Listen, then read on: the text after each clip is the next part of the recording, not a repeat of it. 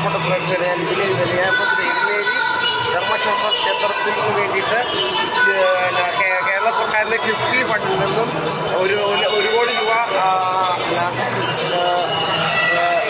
എരുമേലി ധർമ്മശാസ്ത്ര ക്ഷേത്രത്തിലെ തിരുപ്പന്തലിൻ്റെ ബിൽഡിംഗാണ് ഇത്. എല്ലാ മണ്ഡല മകരവിളക്കാലത്തും അയ്യപ്പഭക്തന്മാർക്ക് ടോയ്ലറ്റ്, തിരുപ്പന്തൽ,